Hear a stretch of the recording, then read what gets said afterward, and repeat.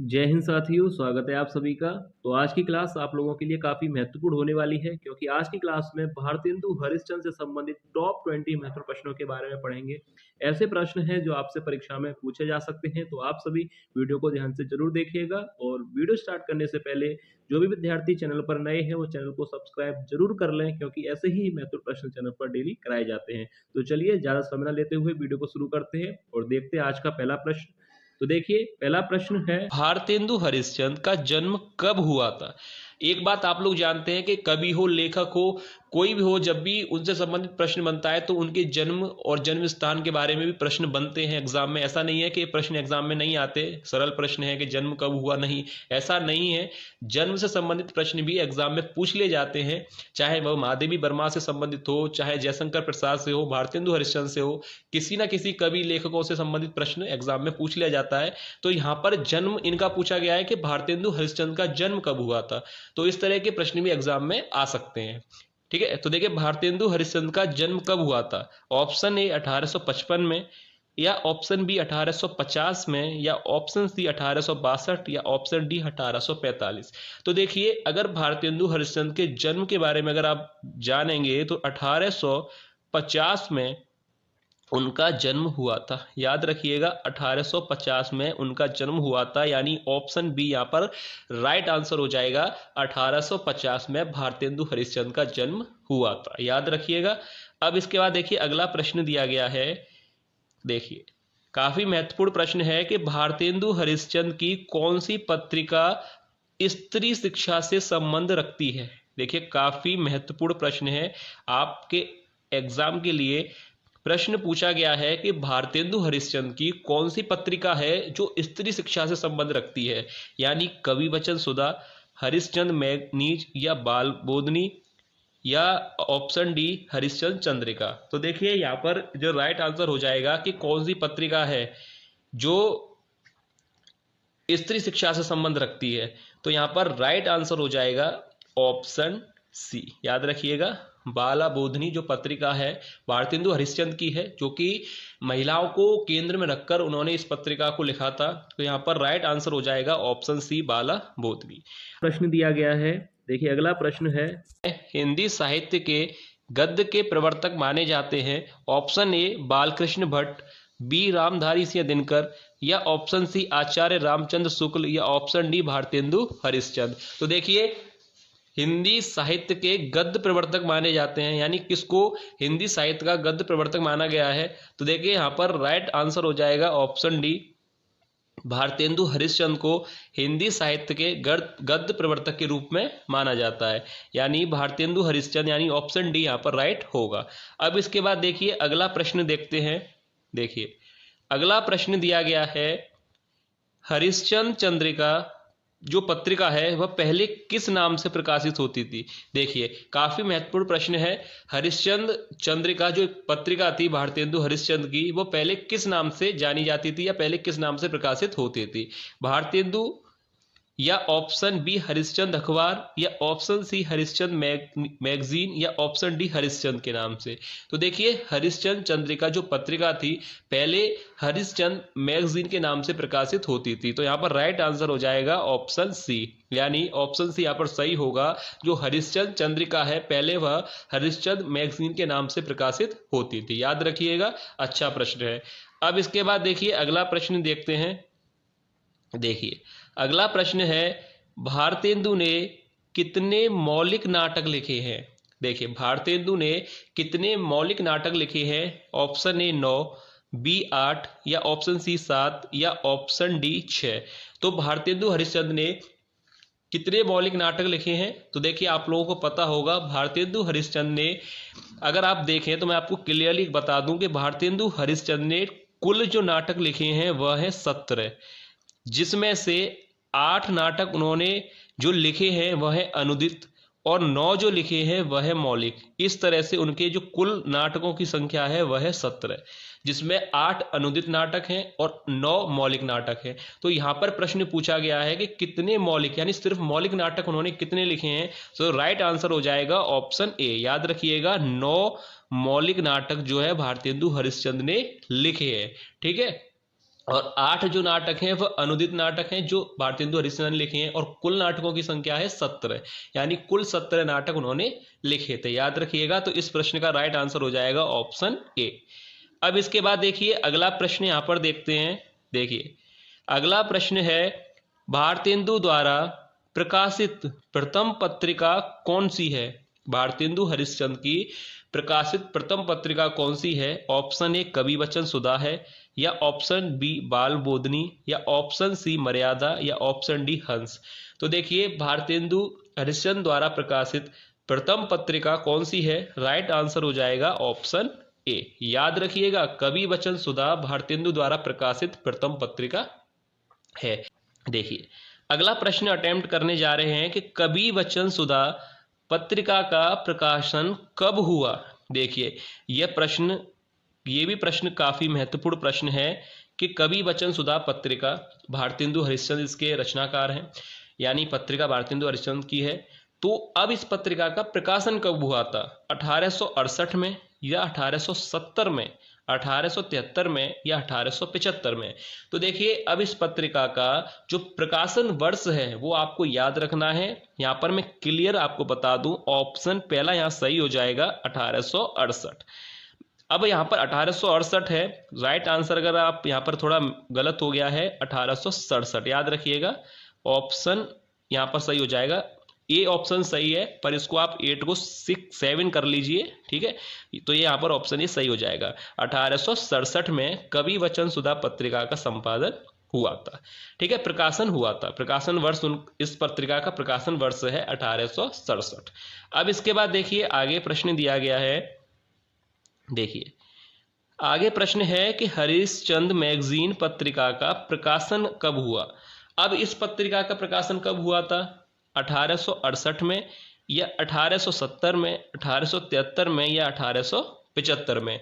तो देखिए इस पत्रिका का प्रकाशन कब हुआ था? तो अगर यह प्रश्न भी अगर आपसे एग्जाम में पूछा जाता है तो याद रखिएगा ऑप्शन सी यहां पर राइट हो जाएगा 1873 में, ठीक है। याद रखिएगा 1873 में हरिश्चंद्र मैगजीन पत्रिका का प्रकाशन वर्ष है, यानी पत्रिका का प्रकाशन वर्ष कब हुआ था? 1873 में, ठीक है। अब इसके बाद देखिए अगला प्रश्न देखते हैं।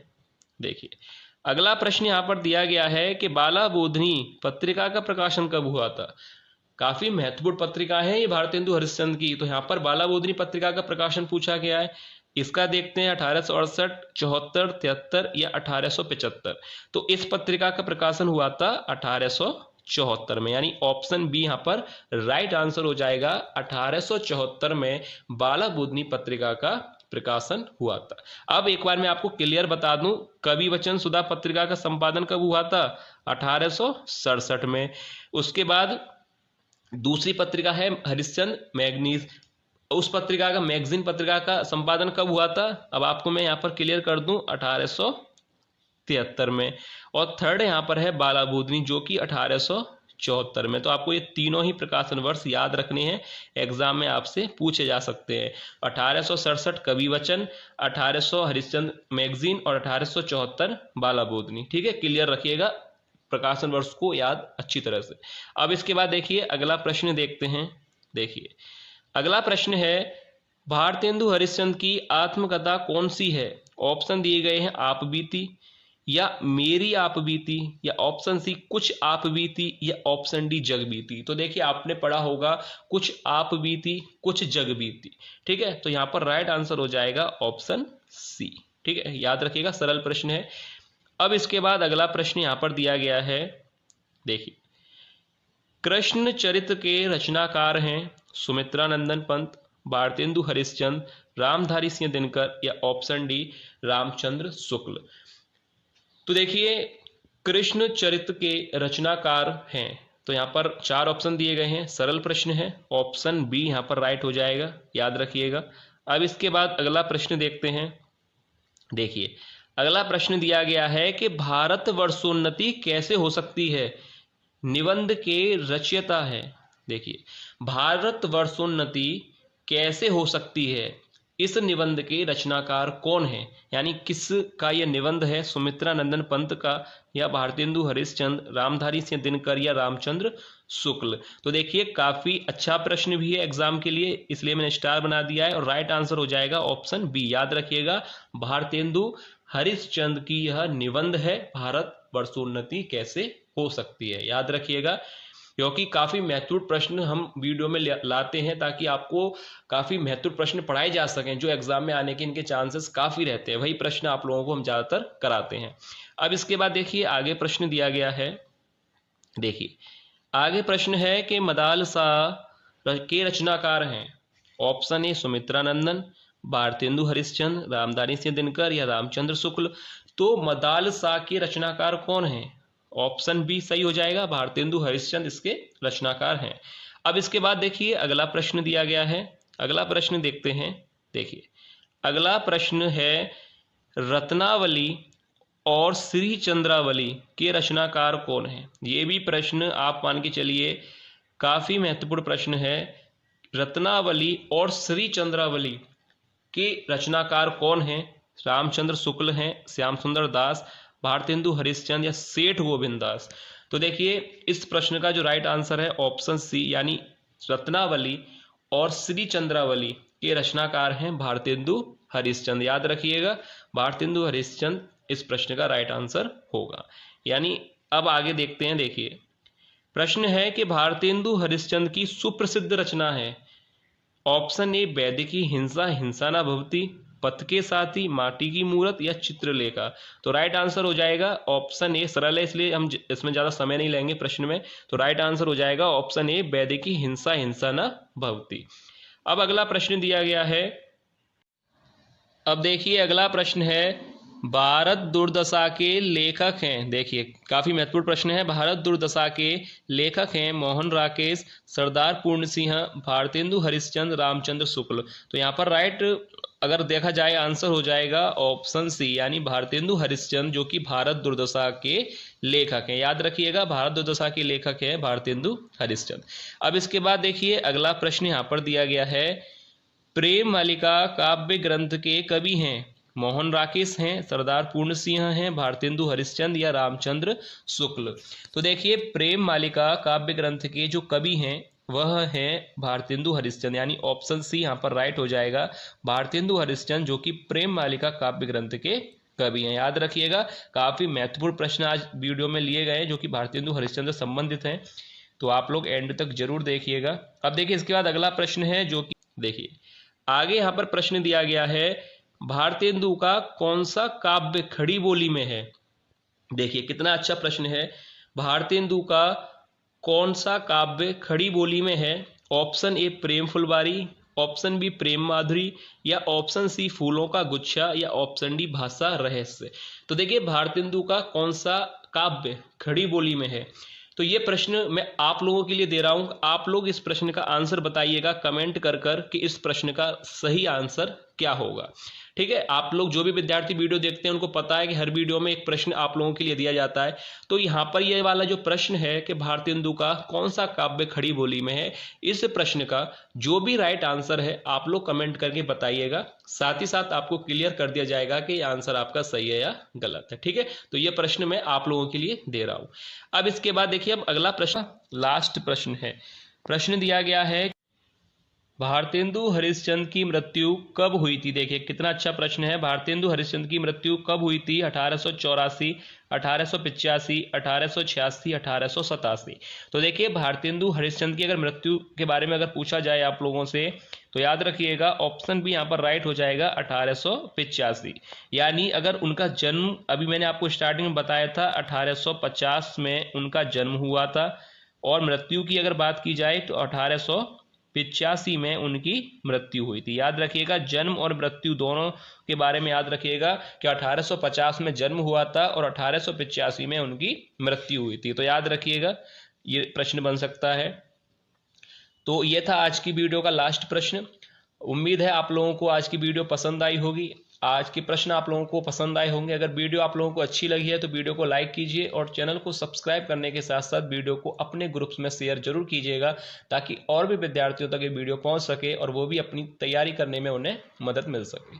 तो चलिए मिलते हैं नेक्स्ट वीडियो में ऐसे ही और महत्वपूर्ण एमसीक्यू के साथ, जो किसी ना किसी कवि और लेखक से संबंधित होंगे। अगर आपको किसी भी प्रश्न पर कोई भी डाउट रहता है तो आप लोग कमेंट करके पूछ सकते हैं। और एक प्रश्न आप लोगों को वीडियो के बीच में मैंने आपको दिया है, एक प्रश्न आप लोगों को, तो उसका आंसर जो भी है आप लोग कमेंट करके बताइएगा। तो ठीक है, चलिए मिलते हैं नेक्स्ट वीडियो में। तब तक आप लोग अपनी तैयारी अच्छी तरह से करते रहिए। धन्यवाद।